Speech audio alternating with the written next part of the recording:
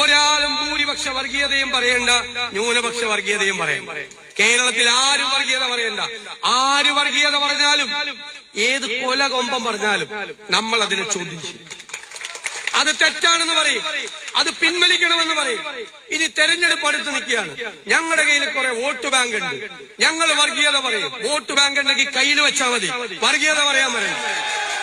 വർഗീയത പറയാൻ വരണ്ട. തെരഞ്ഞെടുപ്പിന്റെ പാരമ്പര്യം നിൽക്കുമ്പോഴും 4 വോട്ടിന് വേണ്ടി കോംപ്രമൈസ് ചെയ്യില്ല.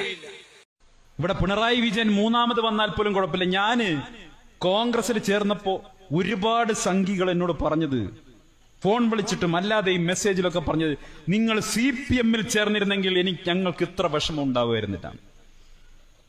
നിങ്ങൾ CPM-ൽ ചേർന്നിരുന്നെങ്കിൽ ഞങ്ങൾക്ക് ഇത്ര സങ്കടം ഉണ്ടാവില്ലായിരുന്നു. അപ്പൊ ഞാൻ ചോദിച്ചു, ഒരു ചേഞ്ചൊക്കെ വേണ്ടേ? ഒരു ചേഞ്ച് വേണ്ടേ? ഞാനിപ്പോ BJP-ന്ന് CPM-ൽ പോയാൽ എന്ത് ചേഞ്ചാണുള്ളത്? രണ്ടും ഒരുപോലെയല്ലേ? മനുഷ്യൻ 10-20 വർഷക്കാലം ഒരു സ്ഥലത്തിങ്ങനെ നിൽക്കുമ്പോ നമ്മളൊരു ചേഞ്ച് ആഗ്രഹിക്കൂലേ? ഞാൻ അന്ന് പറഞ്ഞു, ഞാൻ 20 വർഷം ഒരു ജീവപര്യന്തം അനുഭവിച്ചിട്ട് തൃശ്ശൂർ സെൻട്രൽ ജയിലിൽ കിടക്കുക. ഞാൻ നാളെ മുതൽ എനിക്ക് കണ്ണൂർ ജയിലിലേക്ക് മാറ്റം വേണമെന്നല്ല ആവശ്യപ്പെട്ടത്. എനിക്ക് പരോള് വേണം, എനിക്ക് എന്നെ പുറത്തിറക്കി വിടണം എന്നാണ് ആഗ്രഹിച്ചത്. ഞാൻ എന്തിനാണ് ഒരേപോലെ ഒരേ അച്ചിരിട്ട വാർത്ത മറ്റൊരു പാർട്ടിയിലേക്ക് പോകുന്നത്? നിങ്ങൾ കാണുന്നില്ലേ കേരളത്തിൽ? കേരളത്തിന്റെ ആഭ്യന്തര വകുപ്പ് അത് കേരളത്തിലെ ഹിന്ദുവിനും കേരളത്തിലെ മുസ്ലിമിനും കേരളത്തിലെ ക്രിസ്ത്യാനിക്കും കേരളത്തിലെ മതമുള്ളവനും കേരളത്തിലെ മതമില്ലാത്തവനും എന്തിന് നല്ല CPM-കാരന് പോലും ഉറച്ചു വിശ്വസിക്കാൻ കഴിയാവുന്ന നിഷ്പക്ഷത കേരളത്തിന്റെ ആഭ്യന്തര വകുപ്പില് UDF-ന്റെ ഭരണകാലത്തുണ്ടായിരിക്കുമെന്നുള്ള ഉറപ്പ് ഞങ്ങൾ പറയുന്നു. അത് കേരളത്തിന്റെ ആഭ്യന്തര വകുപ്പ് അത് ഇസ്ലാം മതവിശ്വാസിക്കും നീതി ലഭിക്കുന്നതായിരിക്കും, ഇസ്ലാമിസ്റ്റുകൾക്കായിരിക്കില്ല. അത് ഹൈന്ദവന് നീതി ലഭിക്കുന്നതായിരിക്കും, അത് ഹിന്ദുത്വവാദികൾക്കായിരിക്കില്ല. അത് ക്രൈസ്തവനും മറ്റു മതമുള്ളവനും ഇല്ലാത്തവരും എല്ലാവർക്കും നീതി ലഭിക്കുന്നതായിരിക്കും. ഒരു വരി കൂടെ ഞാൻ ചേർത്ത് പറയാൻ ആഗ്രഹിക്കുന്നു. കേരളത്തിൽ ഐക്യജനാധിപത്യ മുന്നണി അധികാരത്തിൽ വന്നാൽ ആ പോലീസിന്റെ നിറം, അവരുടെ വേഷത്തിന്റെ നിറം അത് കാക്കിയായിരിക്കും, കാവിയായിരിക്കില്ല എന്നുള്ളതും ഈ വേദിയിൽ പറയാൻ ഞങ്ങൾ ആഗ്രഹിക്കുകയാണ്. നിങ്ങളുടെ അധികാരം നിങ്ങൾ പോലീസിനെ എന്തിനു വേണ്ടിയാണ് ഉപയോഗിച്ചത് എന്നുള്ളത് ഈ ജില്ലക്കാർക്കറിയാം, ഞങ്ങൾക്ക് ഓരോരുത്തർക്കും അറിയാം. പക്ഷെ വോട്ട് എണ്ണിയപ്പോ നിങ്ങൾക്ക് മനസ്സിലായി ലാത്തിയേക്കാൾ കരുത്ത് വോട്ടിനുണ്ട് എന്നുള്ളത് ഈ കോഴിക്കോട്ടെ ജില്ലക്കാരുൾപ്പെടെ നിങ്ങളെ പഠിപ്പിച്ചിട്ടുണ്ട് എന്നുള്ള കാര്യത്തിൽ ഒരു സംശയവും വേണ്ട. എന്നിട്ട് നാട്ടിലെ ജനങ്ങളെ തമ്മിൽ അങ്ങ് അടുപ്പിക്കുക. പച്ചക്ക് 4 വോട്ടിന് വേണ്ടി കഴിഞ്ഞ ശബരിമല കാലത്ത് നിങ്ങൾ മതങ്ങളിലേക്ക് ചുരുങ്ങുമ്പോ ഞങ്ങൾ മനുഷ്യരിലേക്ക് പടരുമെന്ന കവിത എഴുതി വെച്ചവൻ ഇപ്പോ തല തിരിഞ്ഞു നിന്ന് വർഗീയത പറയുന്നത് കാണുന്നത് കേരളം അറിയുന്നുണ്ട് നിങ്ങളുടെ യഥാർത്ഥ സ്വഭാവം എന്താണെന്നുള്ളത്. അതല്ലെങ്കിൽ ഒരു തെരഞ്ഞെടുപ്പ് അടുത്ത് എത്തി നിൽക്കുമ്പോ എന്തിനാണ് ഇടതുപക്ഷത്തിന്റെ പ്രമുഖരായ നേതാക്കൾ വലിയായി നിന്ന് മാനാട് കലാപത്തെ സംബന്ധിച്ച് സമൂഹത്തിലെ ഭിന്നിപ്പുകളെ അതിനെ വീണ്ടും കോലുകൊണ്ട് തോണ്ടി ഉണർത്താനുള്ള ശ്രമം ഈ കേരളത്തിന്റെ മണ്ണിൽ നടത്തുന്നത്? കേരളത്തിൽ ഏത് ഗവൺമെന്റ് അധികാരത്തിൽ വന്നാലും ഒരു കലാപവും നടക്കണമെന്നാണ് UDF-ന്റെ പ്രവർത്തകരുടെ ആഗ്രഹം, അതിന്റെ നേതൃത്വത്തിന്റെ ആഗ്രഹം, ഈ ജനതയുടെ ആഗ്രഹം. അതല്ലാതെ ഭരണം നിങ്ങളുടെയായിരുന്നു എന്നതിന്റെ പേരിൽ കലാപം നടക്കണമെന്നാണോ ഞങ്ങൾ ആഗ്രഹിച്ചത്? ഒരു ഭരണം മാറാനായി എന്ന് പറയുമ്പോഴത്തേക്കും ഭരണമില്ലാതെ ജീവിക്കാൻ കഴിയാത്ത അവരായി ഇവര് മാറുകയാണ്. വെള്ളത്തിൽ നിന്നൊരു മത്സ്യത്തെ കരയിലേക്ക് എടുത്തിടുന്നത് പോലെയാണ് ഭരണമില്ലാതായി പോകുമെന്ന് കണ്ട് CPM-കാര് പുറത്തു കടന്ന് പെടക്കുന്നത് എന്നുള്ളത്, അവരുടെ ഭരണ നേതൃത്വം പെടക്കുന്നത് എന്നുള്ളത് അവരുടെ പ്രവർത്തകരും വിലയിരുത്തട്ടെ, അവരുടെ ആശയങ്ങളെ ഉൾക്കൊള്ളുന്നവർ വിലയിരുത്തട്ടെ. കേരളത്തിലെ BJP-യുടെ വക്താക്കളായി CPM-ന്റെ ഭരണ നേതൃത്വം മാറുന്നതിനെ അവര് ശ്രദ്ധിക്കട്ടെ. AK ബാലനെ പോലുള്ള നേതാക്കന്മാർ പേര് ബാലൻ എന്നാണെങ്കിലും വിഭാഗീയത പറയുന്നവരുടെ കാര്യത്തിൽ മൂത്തോനാണ് എന്ന് വരുന്ന തരത്തിലേക്ക് ഈ നാട്ടിലെ ജനങ്ങൾ കാര്യങ്ങളെ വിലയിരുത്താൻ തയ്യാറാവട്ടെ.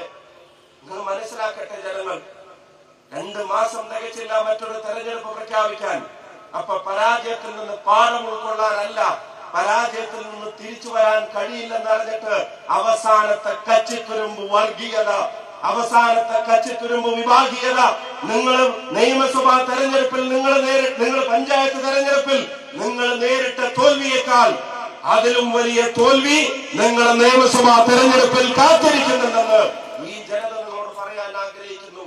അത് അതിന്റെ ഉത്തരവാദിത്ത നിർവഹണത്തിന്റെ ഭാഗമായിട്ടാണ് ഞാൻ ആവർത്തിച്ചത്, നിങ്ങളോട് അഭ്യർത്ഥിച്ചത്, SIR-ന്റെ പ്രവർത്തനങ്ങളിൽ പരിപൂർണമായ സാന്നിധ്യം താഴെ തട്ടിൽ, വീടുകളിൽ, ബൂത്തിൽ, അല്ലെ, എല്ലാ ഇടങ്ങളിലും ഉണ്ടാവാൻ മാഷെ മറ്റാരെക്കാളും നിങ്ങൾ രംഗത്തിറങ്ങണം. നിങ്ങൾ ചോദിക്കണം, നിങ്ങൾ പറയണം, നിങ്ങൾ വീടെത്തണം. അവിടെ എത്തിയില്ലാത്തവരുടെ വോട്ടുകൾ അതിന്റെ രേഖകൾ സഹിതം തിരിച്ചെത്തിച്ചതുണ്ടെന്ന് അന്തിമ പട്ടിക വന്നതിന് ശേഷവും ഉറപ്പുവരുത്താനുള്ള ദിവസങ്ങൾ നമ്മുടെ മുമ്പിലുള്ളപ്പോ ഒരു വീഴ്ചയും അക്കാര്യത്തിൽ ഉണ്ടാവരുത്. വാർഡിലെ ജനങ്ങളെ ചേർത്ത് പിടിച്ച് നിങ്ങൾ ഇറങ്ങണം. ജനാധിപത്യത്തിലെ ഏറ്റവും വലിയ അവകാശത്തെ, പൗരന്റെ വോട്ടെന്ന അവകാശത്തെ, അതിനെപ്പോലും കവരാൻ ഒരു സംവിധാനം ഇവിടെ നമ്മുടെ മുമ്പിൽ ഒരു വെല്ലുവിളിയായി നിൽക്കുമ്പോ അതിനെ ജനാധിപത്യ പ്രതിരോധം തീർക്കേണ്ട ഉത്തരവാദിത്വം പ്രിയപ്പെട്ടവർക്കുണ്ട് എന്നുള്ളത് വിനീതമായിട്ട് ഞാൻ ഓർമ്മപ്പെടുത്താൻ ആഗ്രഹിക്കുന്നു.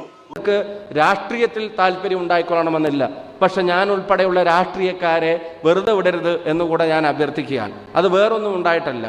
If you people have got a say, നിങ്ങൾക്കൊരു അഭിപ്രായം ഉണ്ടാവണം. നിങ്ങൾ നാളെ കൊടി കുറിച്ച് തെരുവിലിറങ്ങണമെന്നില്ല, നിങ്ങൾ നാളെ തെരഞ്ഞെടുപ്പിൽ മത്സരിക്കണമെന്നില്ല. പക്ഷെ മത്സരിക്കുകയും ജയിക്കുകയും തോക്കുകയൊക്കെ ചെയ്യുന്ന എന്നെപ്പോലുള്ള ആളുകൾ എന്ത് ചെയ്യുന്നു എന്ന് ക്ലോസ് ആയിട്ട് വാച്ച് ചെയ്യാനുള്ള റെസ്പോൺസിബിലിറ്റി നിങ്ങളിലുണ്ട്. നിങ്ങളുടെ കാലിൽ അണിയുന്ന ചെരുപ്പിന്റെ നികുതി തീരുമാനിക്കുന്നത് പൊളിറ്റിക്കലി എലക്റ്റഡ് ഗവൺമെന്റ്സ് ആണ്. രാഷ്ട്രീയത്തിൽ നിന്ന് പരിപൂർണമായി വിട്ടുനിൽക്കാനല്ല, അതിലെന്ത് സംഭവിക്കുന്നു എന്ന് ശ്രദ്ധിക്കുന്ന ഒരു യുവതയ്ക്കാണ് രാജ്യത്തെ നേർവഴിക്ക് നടത്താൻ ശ്രമിക്കുക. ജയിക്കാനും തോൽക്കാനും വേണ്ടി ജാതിയും മതവും ഒക്കെ പറഞ്ഞ് നമ്മൾ പറയപ്പെടുന്നുണ്ട്. ഈ നാടിൻ്റെ ഏറ്റവും വലിയ സൗന്ദര്യം അതിനെല്ലാം മറികടക്കുന്ന ഒന്നാണ്. ലോകത്ത് ഇത്രയും ഭാഷ സംസാരിക്കുന്ന ഒരു രാജ്യം വേറെയില്ല. ലോകത്ത് ഇത്രയും വിശ്വാസങ്ങളും മതങ്ങളും ജാതികളും ഉപജാതികളുമുള്ള ഒരു രാജ്യം വേറെയില്ല. ലോകത്ത് ഇത്രയും കാലാവസ്ഥാ വ്യതിയാനങ്ങളുള്ള ഒരു നാട് വേറെയില്ല. ലോകത്ത് ആളുകളെ കണ്ടാൽ ഇതുപോലെ വൈവിധ്യങ്ങളുള്ള ഒരു നാട് വേറെയില്ല. ലോകത്ത് ഭക്ഷണത്തിൽ ഇത്രയധികം വ്യത്യാസങ്ങളുള്ള, ആചാരങ്ങളിൽ ഇത്രയധികം വ്യത്യാസങ്ങളുള്ള ഒരു നാട് വേറെയില്ല. ഞാൻ വടകരയിൽ വന്നപ്പോൾ ആളുകൾ പറഞ്ഞ് ആണിയുണ്ട് നോക്കണേന്ന്. ആണിയുണ്ട് നോക്കണം എന്ന് പറഞ്ഞപ്പോൾ ഞാൻ വിചാരിച്ചു കാലുമ്പോൾ കുത്തിക്കയറുന്ന ആണിയായിരിക്കും വിചാരിച്ചിട്ട് ഞാൻ നോക്കിയിട്ട് ഒരാണിയും കാണുന്നില്ല. പിന്നെ എനിക്ക് മനസ്സിലായത് ആണി എന്ന് പറയുന്നത് ഡ്രെയിനേജിനെയാണ്, ചാലിനെയാണ് എന്നുള്ളത് എനിക്ക് മനസ്സിലാവുന്നത്. ഒരു ഭാഷയാണ്. ഞാൻ പാലക്കാടുള്ള എനിക്ക് വടകര പറയുന്ന ഭാഷ മനസ്സിലാക്കാൻ ചില സമയത്ത് അധികം സമയം വേണ്ടി വരുന്നുണ്ട്. അതുപോലെ എൻ്റെ ഇടവലംകാരനാണെന്ന് പറയുമ്പോൾ അതെന്ത് കാരനാണെന്നുള്ളത് മനസ്സിലാവാതെ ഞാൻ ആദ്യം വന്ന ആൾക്കാരോട് ചോദിച്ചു. പിന്നെ മെല്ലെ ചോദിച്ച് മനസ്സിലാക്കിയപ്പോഴാണ് ഇത് തൊട്ടപ്പുറത്തുള്ള അല്ലെങ്കിൽ അടുത്ത് താമസിക്കുന്ന അല്ലെങ്കിൽ തൊട്ടപ്പുറത്തുള്ള ആളാണെന്നൊക്കെ പറയുന്നു. അത്രയും ഡയലക്റ്റുകളുള്ള ഒരു നാട്, ആ ജാതിക്കും മതത്തിനും ഒക്കെ അതീതമായിട്ട് ഇപ്പോഴും ഒരുമിച്ച് കഴിയുന്നുണ്ടെങ്കിൽ ആ ഓക്സിജന്റെ പേരാണ് ദ കോൺസ്റ്റിറ്റ്യൂഷൻ ഓഫ് ഇന്ത്യ. ഇന്ത്യയുടെ ഭരണഘടന ഈ നാടിന്റെ ജനാധിപത്യ മതേതര മൂല്യങ്ങളെ മുറുകെ പിടിക്കുന്ന ഒന്നാണ്. ഇപ്പൊ ജാതിയും മതവും വിശ്വാസവും ഒക്കെ അവരവർക്ക് അവരുടേതുമായി മുന്നോട്ട് പോകാം. അത് മറ്റൊരാളുടെ ജീവിക്കാനുള്ള സ്വാതന്ത്ര്യത്തെ തടസ്സപ്പെടാത്ത രീതിയിൽ തന്നെ മുന്നോട്ട് കൊണ്ടുപോകണം. അത് നമ്മളെ വേർതിരിക്കുന്ന ഒരു കാലം ഈ നാട്ടിൽ ഉണ്ടാവരുത്. ഞാൻ നിങ്ങൾക്ക് എല്ലാവർക്കും ഹൃദയം നിറഞ്ഞ അഭിനന്ദനങ്ങളും അഭിവാദ്യങ്ങളും നേരുന്നു. ഈ വൈബ് നിലനിൽക്കട്ടെ. നാളെ ഞാൻ വടകരയുടെ MP ആണ്, എൻ്റെ മേൽവിലാസം വടകരയാണ്. ഇത് വടകരയുടെ MLA ആണ്, MLA-യുടെ മേൽവിലാസം വടകരയാണ്. ഇത് വടകരയുടെ മുനിസിപ്പൽ സ്റ്റാൻഡിംഗ് കമ്മിറ്റി ചെയർപേഴ്സൺ ഉണ്ട്, അവിടെ വടകരയാണ് മേൽവിലാസം. ഒഞ്ചിയത്തിൻ്റെ പഞ്ചായത്ത് പ്രസിഡന്റ് ഉണ്ട്, ഒഞ്ചിയമാണ് മേൽവിലാസം. അഴിയൂരിൻ്റെ പഞ്ചായത്ത് പ്രസിഡന്റ് ഉണ്ട്, അഴിയൂരാണ് മേൽവിലാസം. ഇവിടെ ഏറാമലയുടെയും അതുപോലെ തന്നെ ചോറോടിൻ്റെയൊക്കെ പ്രസിഡന്റും അവർക്കൊക്കെ നാടാണ് മേൽവിലാസം. നാടിനൊരു മേൽവിലാസം വേണമെങ്കിൽ ഞങ്ങൾ ഉറ്റുനോക്കുന്നത് ജനപ്രതിനിധികളെയല്ല, നാടിനൊരു മേൽവിലാസം വേണമെങ്കിൽ, നാളെ വടകര അറിയപ്പെടണമെങ്കിൽ ഞങ്ങൾ ഉറ്റുനോക്കുന്നത് നിങ്ങൾ ഓരോരുത്തരെയുമാണ് എന്നുള്ളത് സ്നേഹത്തോടെ അറിയിച്ചുകൊണ്ട് ഞാൻ അവസാനിപ്പിക്കുകയാണ്. പിന്നെ നമുക്ക് വലിയ ജയമൊക്കെ ഉണ്ടായി, ഫുൾ A+ നേടി. നമ്മളിതിലേക്കൊക്കെ നിരന്തരം ശല്യം ചെയ്തുകൊണ്ടിരിക്കുന്ന ഒരാളുകളുണ്ടായിരുന്നു. ചിലപ്പം മൊബൈൽ നമ്മുടെ കയ്യിൽ നിന്ന് മേടിച്ചു വെക്കും, ചിലപ്പം TV-യുടെ റിമോട്ട് എടുത്തിട്ട് നമ്മൾ കണ്ടുകൊണ്ടിരിക്കുമ്പോൾ ഓഫ് ചെയ്തിട്ട് ഒറ്റ പോക്കങ്ങ് പോവും. ചിലപ്പോൾ എപ്പോഴും ചീത്തയൊക്കെ പറഞ്ഞുകൊണ്ടിരിക്കും. ഈ അമ്മ എന്തൊരു ശല്യമാണ്, ഈ അച്ഛനെ കൊണ്ട് ഞാൻ തോറ്റു എന്നൊക്കെ മനസ്സിൽ തോന്നുമെങ്കിലും നിങ്ങൾ കിടന്നുറങ്ങുമ്പോൾ ഒരു പുതപ്പ് സ്ഥാനം തെറ്റി കിടക്കുന്നുണ്ടെങ്കിൽ ആ പുതപ്പ് നേരാക്കിയിട്ടിട്ട് എൻ്റെ കുട്ടിയെ കാത്തോളണേ എന്ന് പറയുന്ന അച്ഛൻ്റെയും അമ്മയുടെയും പ്രാർത്ഥന കൂടിയാണ് ഈ വിജയം എന്നുള്ളത് ഒരിക്കലും മറക്കാതിരിക്കുക. അവരുടെ കൂടെയും ഉണ്ടാവുക. നിങ്ങളുടെ എല്ലാവരുടെയും അനുമതിയോടെ ഈ സംഗമം ഔപചാരികമായി ഉദ്ഘാടനം ചെയ്തതായി പ്രഖ്യാപിക്കുന്നു.